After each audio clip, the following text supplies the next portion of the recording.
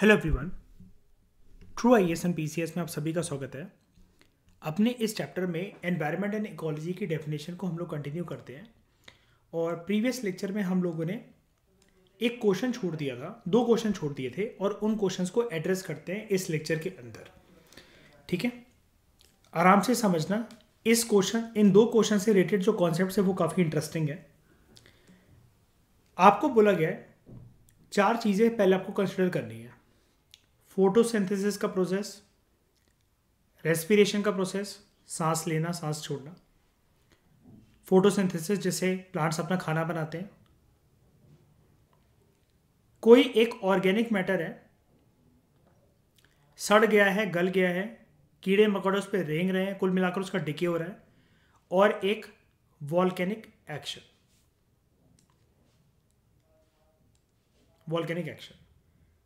हमें यह पूछा गया है इनमें से क्या चीज कार्बन डाइऑक्साइड ऐड करती है to the carbon cycle on earth. पूछा सिर्फ ये गया कि CO2 इनमें से किससे ऐड होता है इन कार्बन साइकिल ऑन अर्थ। अब कार्बन साइकिल या कैसे भी साइकिल हो उसको साइड करो, हमें सबसे पहले ये पूछा गया कि CO2 कैसे ऐड होता है। अब वो किसी भी साइकिल के अंदर ऐड हो, लेकिन हमें कीवर्ड तो मिल गया कि वो ये पूछ रहा है इनमें से कौन सी प्रक्रिया वातावरण के अंदर धरती पर CO2 को ऐड करेगी। देखो, हमें एक चीज पता है, जो कार्बन डाइऑक्साइड है, हम अगर इंसानों की अगर अपनी बात करें, हम ऑक्सीजन इनटेक करते हैं, CO2 गिव आउट करते हैं। ठीक है, राइट, यही होता है। इस CO2 को जो प्लांट्स हैं वो एब्जॉर्ब करते हैं और प्लांट बदले में क्या देते हैं, CO2 को तो कंज्यूम करते हैं, बदले में क्या देते हैं, ऑक्सीजन। राइट, यानी कि फोटोसिंथेसिस के प्रोसेस का आउटकम कभी भी CO2 तो नहीं हो सकता, है कि नहीं? सही बात। और वॉल्केनिक एक्शन जिससे कार्बन सूट के पार्टिकल्स लावा बॉम्ब्स की फॉर्म में पैदा होते हैं, कार्बन सूट के पार्टिकल्स लावा बॉम्ब्स की फॉर्म में जो पैदा होते हैं वो हमें पता है। यानी कि अगर हम बिल्कुल ध्यान से अगर इसे देखें, अगर हम इसे देखें, ऑप्शन 4 जो है वो होना चाहिए। ऑप्शन 4 पक्का होना चाहिए। कार्बन जो होती है वो होता है। और हमें यह भी पता है कि ज्योग्राफी की डिस्कशन से कि वॉल्केनिक एक्टिविटी के अंदर सिर्फ ऐसा नहीं होता कि लावा लावा निकले जा रहा है। वो लावा जब ठंडा होता है वो काला भी होता है, और अगर लावा अगर लिक्विड फॉर्म में निकल रहा है तो उसके अंदर गैस स्ट्रीम भी होती है, भाप भी होती है। तो प्रॉपर जो लावा जो ठंडा हो के काला जो दिख रहा है वो कार्बन है, लेकिन स्टीम है क्योंकि उसके अंदर, तो कार्बन डाइऑक्साइड तो होगा। यानी कि ऑप्शन 4 तो होना ही चाहिए। अब ऑप्शन 4 अगर होना चाहिए तो सिर्फ ऑप्शन बी मुझे ऐसा दिख रहा है जिसमें ऑप्शन 4 नहीं, तो एक तो यही एलिमिनेट हो गया। इन तीनों में से कोई होगा क्योंकि ऑप्शन 4 तो होना ही चाहिए। रेस्पिरेशन के प्रोसेस में हमें साफ तरीके से पता है हम ऑक्सीजन इनटेक करते हैं, CO2 रिलीज करते हैं, यानी कि ऑप्शन 2 होना ही चाहिए। अब ऑप्शन 2 अगर होना ही चाहिए तो ऑप्शन 1 भी एलिमिनेट हो गया। फोटोसिंथेसिस के प्रोसेस में कभी भी CO2 रिलीज नहीं हो सकता। ऑप्शन 1 नहीं होना चाहिए, तो वो नहीं होना चाहिए। तो इससे आ गया हमारा ऑप्शन सी। क्या ये सही है? यस, सही है। 2, 3 and 4 and option C is the correct answer. खैर, ये तो रही एलिमिनेशन की टेक्निक की बात। थोड़ी सी एक्सप्लेनेशन की बात करते हैं। एक्सप्लेनेशन वही है जिसके बेसिस पर हमने एलिमिनेशन करी है। हमने अपनी एलिमिनेशन भी एक रीजनेबल लॉजिकल एक्सप्लेनेशन के बेसिस पर करी। क्या? फोटोसिंथेसिस। अशप्रीत, पेड़ पौधे अपना खाना बनाते हैं, ठीक है, वो हमेशा CO2 को यूज करते हैं। CO2 को यूज करते हैं हमारी बॉडी से जो निकलती है रेस्पिरेशन प्रोसेस में, ठीक है, और बदले में वो हमें O2 देते हैं, ऑक्सीजन देते हैं। रेस्पिरेशन जो है इसमें जरूर CO2 बाहर निकलता है, ठीक है। ऑर्गेनिक मैटर का डिके जो ऑर्गेनिक मैटर है इसका मुझे कोई आइडिया नहीं है। मान लो इसका मुझे कुछ भी नहीं पता कि अगर कोई चीज, कोई जानवर, ह्यूमन बॉडी, कोई भी एक ऑर्गेनिक फॉर्म में कोई भी मैटर है, वो सड़ रहा है, गल रहा है, उसमें से बदबू आ रही है, वो बिल्कुल सड़ गया, कीड़े उस पर रेंग रहे हैं, मकोड़े रेंग रहे हैं, अगर ऐसे किसी ऑर्गेनिक मैटर का डिके हो रहा है, आई हैव नो आइडिया कि उसमें क्या CO2 रिलीज होगा कि नहीं होगा, मुझे नहीं पता। वॉल्केनिक एक्शन में पक्का होता है। लेकिन अब देखते हैं थर्ड वाले पॉइंट की एक्सप्लेनेशन। फोटोसिंथेसिस तो जो है उसके प्रोसेस में CO2 को खाया जाता है प्लांट के द्वारा कार्बन साइकिल से, और O2 रिलीज करा जाता है। बाकी सारी चीजें जो हैं वो CO2 रिलीज करती ही करती हैं एटमॉस्फेयर के अंदर, इंक्लूडिंग ह्यूमन रेस्पिरेशन या एनिमल रेस्पिरेशन। जहां तक बात है डीकम्पोजिशन ऑफ ऑर्गेनिक मैटर की, एक ऑर्गेनिक मैटर का जो डीकम्पोजिशन हो रहा है, it releases CO2, it releases CO2।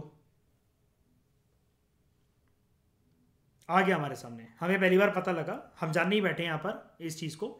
Carbon dioxide इससे रिलीज होता है, वेयर एज जो अनडीकम्पोज ऑर्गेनिक मैटर होता है, ठीक है, decomposition of organic matter, it releases carbon dioxide, add होता है इसका मतलब कार्बन साइकिल के अंदर ऑर्गेनिक मैटर के डीकम्पोजिशन से। अगर कोई ऑर्गेनिक मैटर अच्छे से डीकम्पोज नहीं हुआ ना, यानी कि वो तो डिके तो हुआ था, अब डीकम्पोजिशन का मतलब क्या होता है, सिंपल सी definition,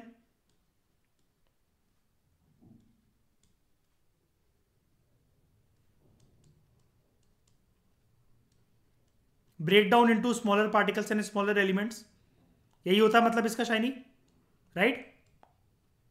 break down into smaller elements smaller particles, ताकि और छोटा छोटा छोटा होकर वो धरती के कणों में समा जाए आराम से। डेड बॉडी ऐसी तो गलती है, ऐसी तो सड़ती है, ऐसी ही तो सिर्फ वो कंकाल रह जाता है, पूरा शरीर जो होता है ऐसे ही तो चला जाता है।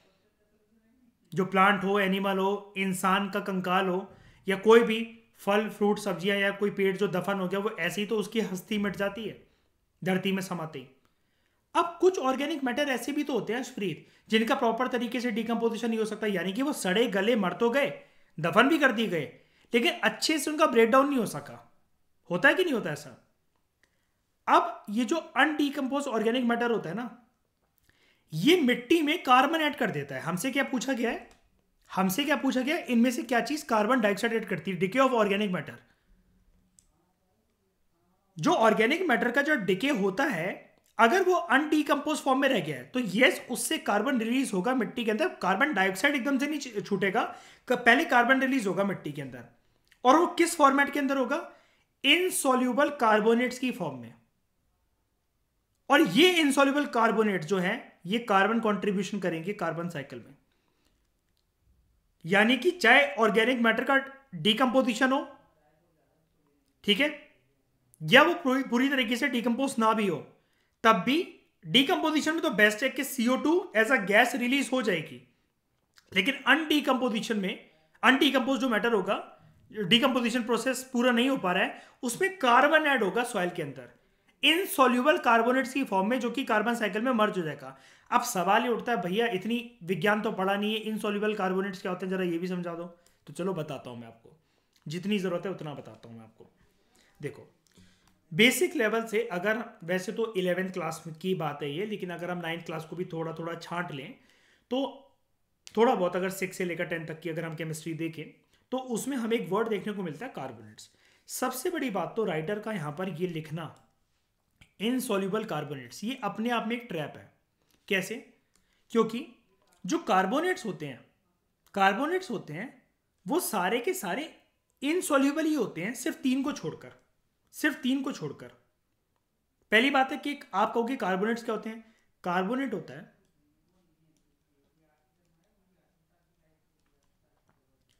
जो डिजोल्व कार्बन डाइऑक्साइड होता है CO2, वो कार्बोनेट की फॉर्म में देखने को मिलता है हमें नेचर के अंदर। सारे के सारे कार्बोनेट्स इनसॉल्यूबल ही होते हैं, मतलब वाटर के अंदर इतने अच्छे से मिक्स नहीं हो पाते, except those of sodium, potassium and ammonium. Sodium, potassium and ammonium थोड़ा बहुत सॉल्यूबल होता है, हल्का सा, एक नाम है उसका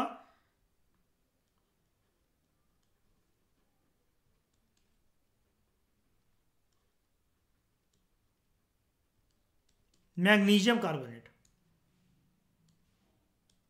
मैग्नीशियम कार्बोनेट, ये स्लाइटली सॉल्युबल होता है। अब ठीक है यार, ये केमिस्ट्री हटाओ, हमारे काम की नहीं है वैसे भी, अगर मैंने आपको बता दिया थोड़ा बहुत आप देख सकते हो, लेकिन कार्बोनेट से डिजोल्व CO2 होता है। अरे ठीक है, ये विज्ञान को साइड हटाओ, I hate chemistry, I hate sciences, ठीक है। एग्जाम ही ये साइंस का नहीं है, ह्यूमैनिटीज़ वालों को एग्जाम है, और जो वैसे भी साइंस पढ़कर आया है वो ज़्यादा सफ़र करता है UPSC की तैयारी में। हमें ये जानना है कि कार्बोनेट्स यूज़ कहाँ आते हैं। कार्बोनेट्स को ना इंडस्ट्रीज में इंडस्ट्रियल प्रोसेसेस की फॉर्म में यूज़ करा जाता है एज अ रॉ मटेरियल। क्या बनाने के लिए? ड्रग्स डेवलपमेंट, दवाइयों में कभी कभार यूज़ होता है उसके प्रोसेस में, इंडस्ट्रियल प्रोसेसेस में, ग्लास मेकिंग फैक्ट्रीज में, पेपर मेकिंग फैक्ट्रीज में, सोप मेकिंग फैक्ट्रीज में, साबुन की फैक्ट्रीज वगैरह में यूज़ होता है। कार्बोनेट्स को डव वगैरह की कंपनियां बहुत यूज़ करती हैं, डिटर्जेंट वगैरह, रेन सर्फ एक्सेल वगैरह यहाँ यूज़ होता है। बस जितनी इंफॉर्मेशन चाहिए थी UPSC क्लास से उससे ज़्यादा ही देती। इसके बियॉन्ड इस टॉपिक की औकात नहीं है कि हम कार्बोनेट्स में और डेप्थ में जाएं। केमिस्ट्री ऑप्शनल नहीं है हमारा, ठीक है। तो यानी कि इनसॉल्युबल कार्बोनेट से भी यस कार्बन फॉर्म होगा जो कि कार्बन साइकिल में कंट्रीब्यूट करेगा। वो अलग बात है कि CO2 की फॉर्म में नहीं करेगा, कार्बन डाइऑक्साइड की फॉर्म में नहीं करेगा, गैशियस एलिमेंट की फॉर्म में नहीं करेगा। गैशियस एलिमेंट की फॉर्म में कैसे करेगा? क्योंकि वो जो डिकेड मैटर है उसका पूरी तरीके से तो डिकम्पोजिशन हुआ ही नहीं, वो अनडिकम्पोज रह गया है ना। तो 100% कैसे कर देगा? ये तो पॉसिबल ही नहीं है। ठीक है, इतनी बात हमें समझ में आ गई। अब देखो बचपन की कुछ यादें अगले क्वेश्चन में। Which one of the following is the process जो कि फोटोसिंथेसिस के प्रोसेस के अंदर इन्वॉल्व रहता है? बचपन से जो भी हमने साइंस में फोटोसिंथेसिस पढ़ा उसकी क्लैरिटी आपको इतनी नहीं मिली होगी जितने इस लेक्चर के बाद आप फोटोसिंथेसिस को अच्छी तरीके से सीख जाओगे और हमेशा के लिए लॉक कर दोगे। सबसे पहला, इनमें से क्या प्रोसेस इन्वॉल्व होता है जब फोटोसिंथेसिस की प्रक्रिया हो रही होती है? नंबर 1, पोटेंशियल एनर्जी रिलीज होती है फ्री एनर्जी को फॉर्म करने के लिए। यानी कि भाई मुझे ये नहीं पता ये क्या होता है और मुझे ये भी नहीं पता ये क्या होता है, मुझे नहीं पता पोटेंशियल एनर्जी फ्री एनर्जी क्या होता है, मान लो I have no idea. Free energy is converted into potential energy and stored, ठीक है, होती होगी, कन्वर्ट स्टोर हो जाती होगी। Food is oxidised to release CO2 and water. Oxygen is taken and carbon dioxide and water vapour are given out. थोड़ा सा अगर लॉजिक लगाएं, आंसर को 1 मिनट के लिए भूल जाओ, जैसे कि आंसर बी वो कह रहा है, रहने दो अभी के लिए, मान लो नहीं पता, हम यहां पर आंसर ठीक करने नहीं आए, हम यहां पर कुछ सीखने आए हैं।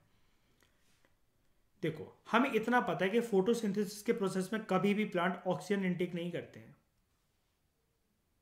और कभी भी CO2 नहीं छोड़ेंगे, अपोजिट करेंगे ऐसा, CO2 लेंगे और ऑक्सीजन छोड़ेंगे। तो ये तो हो गया एलिमिनेट, ये तो वैसे भी एलिमिनेट हो गया।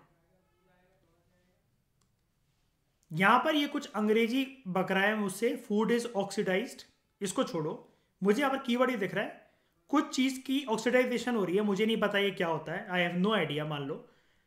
लेकिन वो कह रहा है कि बदले में CO2 एंड वाटर रिलीज। भाई नहीं होता, अभी नीचे वाली स्टेटमेंट भी तो बोल रही है, उसको जब मैं एलिमिनेट कर रहा तो कभी भी कैसे भी करके रिलीजिंग एलिमेंट में CO2 तो नहीं हो सकता, फोटोसिंथेसिस का काम ही नहीं है CO2 रिलीज करना, नहीं हो सकता, ये भी गया। अब कंफ्यूजन जो आती है वो इस फॉर्मेट के अंदर आती है, जब 2 ऑप्शंस के अंदर, आपने अक्सर सुना होगा आजकल का पेपर लौंडे लौंडिया कंप्लेन करते हैं हम 2 ऑप्शंस के बीच में फंस कर रहेगा। वो इसलिए बेटा क्योंकि तुम पूरे साल करंट अफेयर ही पढ़ते रह गए। स्टैटिक सब्जेक्ट में बहुत नॉलेज चाहिए होती है। अब कहने को हम 2 MCQ कर रहे हैं, हमें 14 मिनट हो गए अभी ये डिस्कशन करते करते, 14.5 मिनट होने जा रहे हैं। वो डिजर्व करती है उतनी यार। फोटोसिंथेसिस अगर इतने अच्छे से किसी ने समझाया होता बचपन में तो आंख बंद करके कर देता, कड़बक्कड़ बम्बे वो करके। नहीं पता ना मुझे कि पोटेंशियल एनर्जी क्या होती है और फ्री एनर्जी क्या होती है। चलो उसको जानते हैं। इसको जानने के लिए सबसे पहले बचपन की कुछ यादें, जो कि 3rd, 4th, 5th क्लास के अंदर अलग अलग स्कूलों में जब हम लोग थे तो हमें एक वर्ड सिखाया गया था, सबसे बड़ा शब्द हुआ करता था हमारे जीवन का,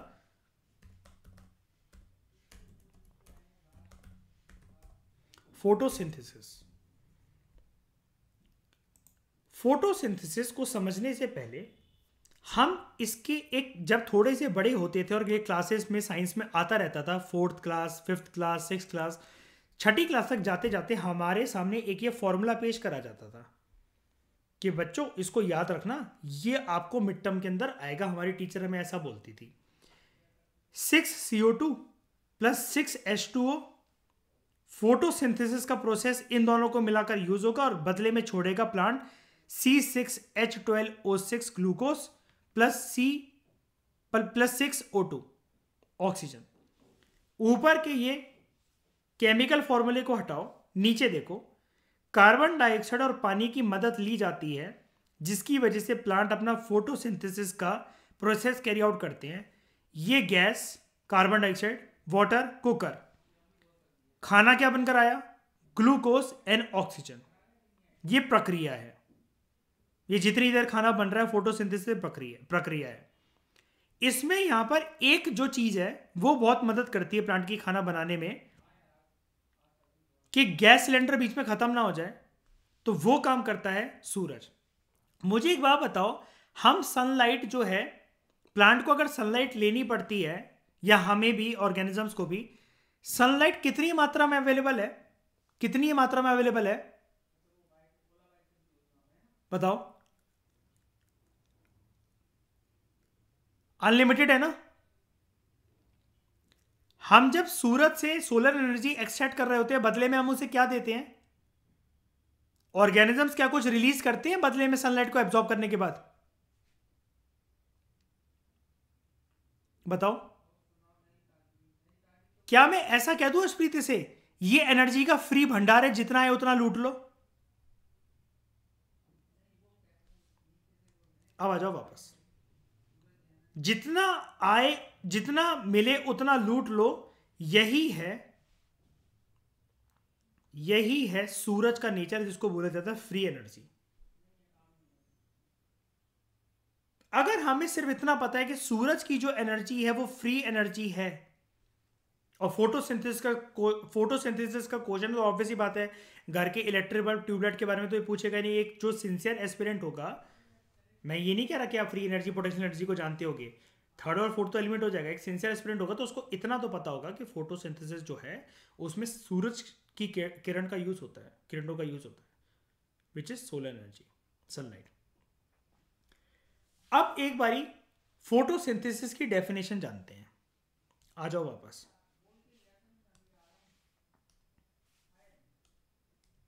ये देखो, ध्यान से समझना। फोटोसिंथेसिस एक ऐसा प्रोसेस होता है by which plants use sunlight, water and CO2। Plant use water, sunlight and CO2। क्या ये यूज कर रहे हैं प्लांट? यस। लाइट यूज कर रहा है तो सनलाइट, पानी यूज कर रहा है वाटर, एंड CO2 यूज कर रहा है। ओके। ऑक्सीजन और एनर्जी को बनाने के लिए इन द फॉर्म ऑफ शुगर, यानी कि ग्लूकोज, ऑक्सीजन और ग्लूकोज को बनाने के लिए ये यूज करता है plant, water plus CO2 plus solar energy.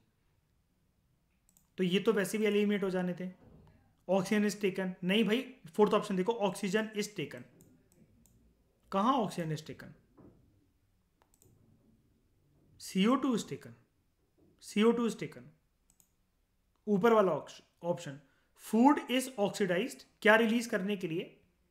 Oxygen elements के साथ कंबाइन होता है उसकी खाने बनाने की प्रक्रिया, वो ये कह रहा है CO2 और वाटर को रिलीज करने के लिए। नहीं यार, रिलीजिंग एलिमेंट तो होते ही नहीं। रिलीजिंग एलिमेंट तो हमें दिख रहा है ऑक्सीजन और energy in the form of sugar, in the form of glucose. Oxygen और ग्लूकोज रिलीज हो रहे हैं, रिलीजिंग एलिमेंट तो ये है। अब जानना है ऊपर वालों को, बाकी दो स्टेटमेंट्स को, कि क्या पोटेंशियल एनर्जी कन्वर्ट होती है फ्री एनर्जी में? फ्री एनर्जी कन्वर्ट होती है पोटेंशियल एनर्जी में। देखो, कोई भी एनर्जी तो पहली बात है अर्थ पर ऐसी होती नहीं है जो कि सोलर एनर्जी बना दे। नॉर्मल पार्लेंस में अगर हम लोग बात करें, क्या कोई भी चीज ऐसी है कि जो सूरज की किरण बना देगी? बताओ। अश्प्रीत, ऐसा कुछ सुना है कि धरती से सूरज की किरण बनाकर हम भेज रहे हैं सूरज को? सुना है ऐसा कुछ? छत पे खड़े होते हो क्या, मतलब एक शीशा लेकर कि सूर्यदेव आप मुझे किरण दे रहे हो, मैं भी बदले में आपको लौटाती हूँ, रुको 1 घंटे मैं भी खड़े रहूंगी रोज? होता है घर में? ये सिखाया पापा ने, मम्मी ने ये करना?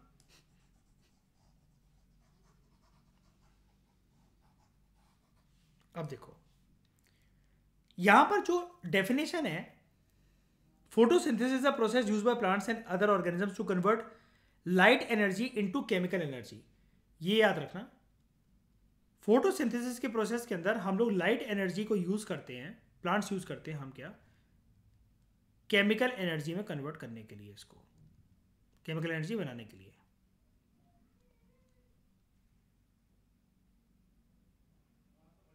अब ये जो केमिकल एनर्जी है ना, प्लांट्स के अंदर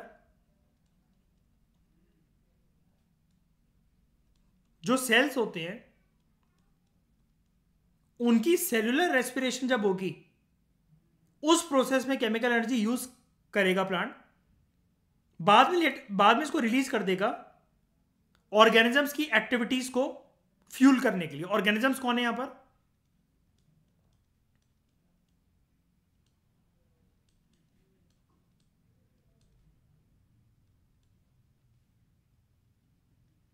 सूरज की एनर्जी को यूज करा, केमिकल एनर्जी में कन्वर्ट करा, वो गई सेल्स के पास, प्लांट के सेल्स के पास, सेलुलर रेस्पिरेशन की मदद से वो रिलीज हो जाती है बाद में एनर्जी, हमारी एक्टिविटीज को फ्यूल करने के लिए। अब मैं तुम्हें यहां पर इस कंसेप्ट को रोककर एक चीज बताता हूं। देखो, 9th क्लास की अगर आप वर्क एंड एनर्जी का एक चैप्टर है 9th क्लास की साइंस में, फिजिक्स में, उसके अंदर ना एक एनर्जी समझाई जाती है पोटेंशियल एनर्जी, और पूरा नाम उसका होता है ग्रेविटेशनल पोटेंशियल एनर्जी।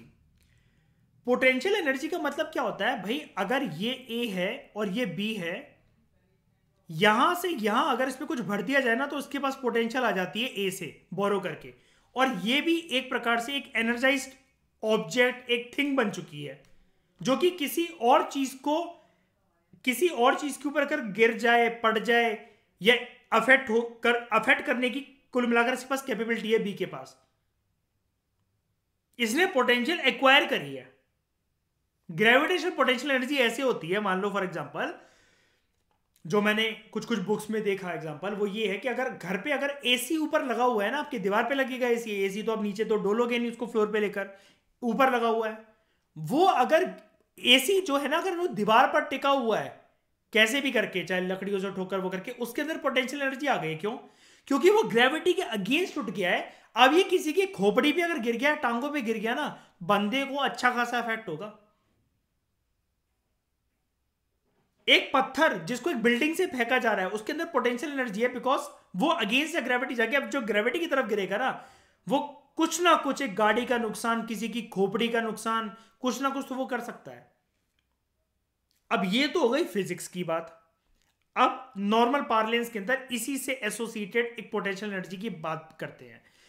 यानी कि हमें इससे अशप्रीत ये समझ में आया कि पोटेंशियल एनर्जी वो चीज है कि जिसके अंदर कुछ पोटेंशियल है किसी और को रेस्ट से मोशन में लेकर जाने के लिए, जो कि मुझे एनर्जाइज करते है कि नहीं अशप्रीत? आपका पढ़ने का मन नहीं कर रहा अशप्रीत, आपका बॉयफ्रेंड शर्ट खोलकर खड़ा हो गया, ले मेरे 6 पैक एब्स देख, आ गई आपके अंदर पोटेंशियल एनर्जी। अब पोटेंशियल एनर्जी जो है कैसे आई, यहां पर देखो, फिर से देखो, फोटोसिंथेसिस एक ऐसा प्रोसेस है which is used by plants and other organisms, जिससे हम लाइट एनर्जी को कन्वर्ट करके लाइट एनर्जी को कन्वर्ट करते हैं केमिकल एनर्जी के अंदर प्लांट्स, और वो सेलुलर रेस्पिरेशन की मदद से बाद में रिलीज होती है एनर्जी ऑर्गेनिजम्स की एक्टिविटीज को फ्यूल करने के लिए। अब ये जो फ्यूलिंग एलिमेंट है इसका, तो ये पोटेंशियल ही तो है। हम अपनी पोटेंशियल पे इसलिए तो काम कर पा रहे हैं शाइनी, क्योंकि हमें O2 मिल रहा है, क्योंकि हमें O2 मिल रहा है। बताओ, अगर मयूर O2 खींच लिया जाए वातावरण से, कोई कोई कितना भी ताकतवर हो, सुंदर हो, कैसा भी हो, फुली एक्टिवेटेड रहता हो, क्या वो अपने फुल पोटेंशियल पर काम कर सकता है? मान लो अभी आप क्लास ले रहे हो, मैं आपको एक ऐसे कमरे के अंदर बिठा दूं ईशा, जिसके अंदर पूरा का पूरा धुआं भर रखा हो, अंधाधुंध धुआं भर रखा हो, हवन कीर्तन जैसा, और पूरा का पूरा धूप जल रही हो, सारा का सारा हवन सामग्री हो, लकड़ियां जल रही हैं, और उस कमरे के सारे दरवाजे बंद हैं, क्या आप अपने फुल पोटेंशियल पर बिना खांसे लेक्चर ले सकोगे? बताओ। और यही मैं आपको अच्छे से हिल्स वगैरह पे जाकर वेस्टर्न घाट्स और ईस्टर्न घाट्स में बिठा दूं, अर्ली मॉर्निंग हो, सर्दी ना हो, गर्मी ना हो, आप आराम से वहां पर लैपटॉप लगाकर अपनी क्लास ले सकते हो। फ्रेश ऑक्सीजन का एहसास हो रहा होगा आपको। बंद कमरे के अंदर, धुएं वाले कमरे के अंदर आपका फुल काम नहीं कर पाना, और ईस्टर्न घाट्स वेस्टर्न घाट्स के पहाड़ों पे बैठकर, हिली स्ट्रक्चर पे बैठकर वहां पर आपकी क्लास आराम से ले पाना। ये पोटेंशियल अपने अंदर कहां से आ रही है? कौन छीन रहा है उस पोटेंशियल को? जब ऑक्सीजन मात्रा कम हो रही है, आपका पोटेंशियल कम हो रहा है। जब ऑक्सीजन मात्रा आपके अंदर बढ़ रही है, तो आपका पोटेंशियल बढ़ रहा है। लेकिन ये क्या आपकी बॉडी क्रिएट कर रही है? नहीं, ये बाहर से आ रहा है।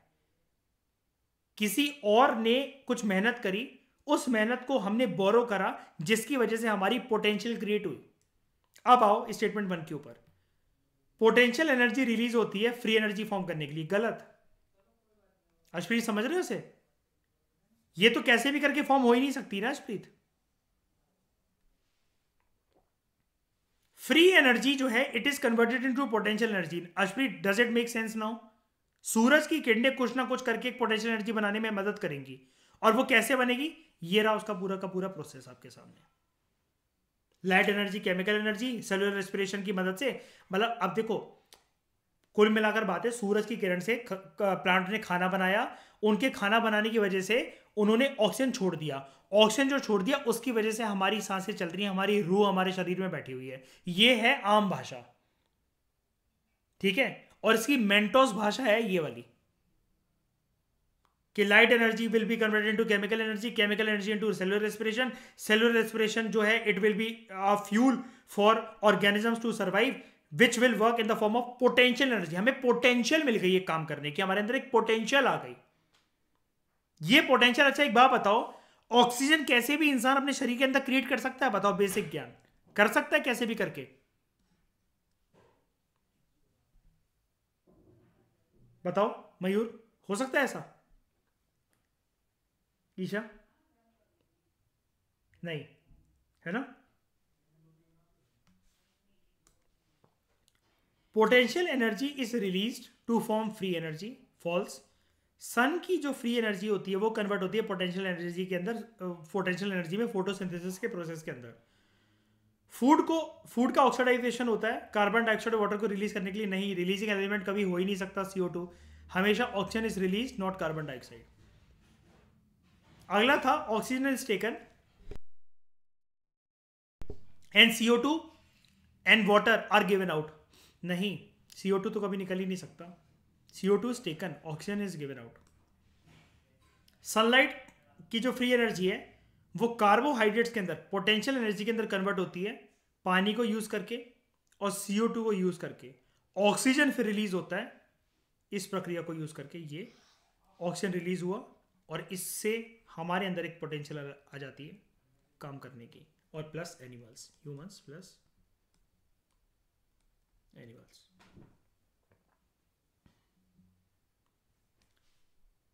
समझ में आया? बताओ, समझ में आया?